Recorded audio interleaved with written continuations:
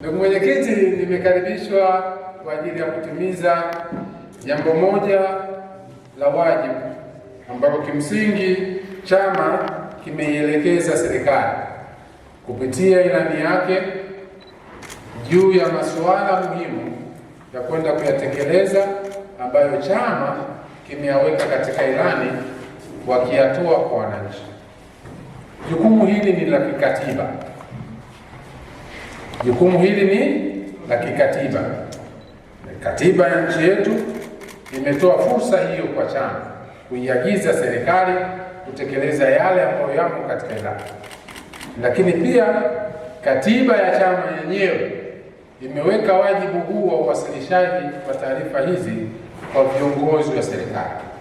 Kwa ngazi ya taifa anawasilisha taarifa hii Waziri Mkuu wa Jamhuri ya Muungano wa Tanzania, na hivi karibuni wakati wa mkutano mkuu pale Dodoma tutamsikia Mheshimiwa Waziri Mkuu akifanya kazi hiyo ya kikatiba.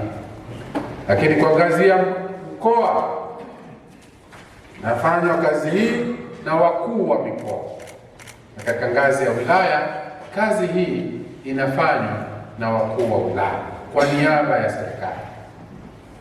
Kwa nini tunafanya hivi? Kwa sababu chama kinaenda kwa wananchi kujinadi, kuweka ahadi kwamba tukituchaguliwa sisi tutafanya 1, 2, 3, 4, 5.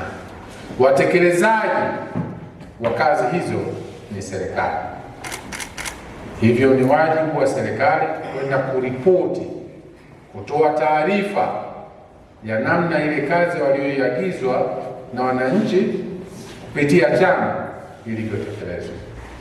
Hili ni jambo kubwa sana, ikawa muhimu sana, na ndio maana wakati ule natoa utambulisho wa watendaji wangu na watumishi wangu katika serikali, wale ambao wamekosekana katika kikao hiki nimetaka wajieleze, kwa sababu natambua ukubwa na umuhimu wa kikao hiki na niko serious kwenye hili. Watumishi wetu lazima ifike wakati watambue kila mpaka na kila wajibu uliokuwa mbele yao, ajue nafasi yake kama mtumishi, na ajue wapi anatakiwa kutoa taarifa na nani anatakiwa pokea maagizo kutoka kwake. Tukiwekeana utaratibu mzuri wa utendaji kazi namna hii, tutafanikiwa. Chama timize wajibu wake, serikali timize wajibu wake, ndipo maendeleo kwa wananchi yatapatikana.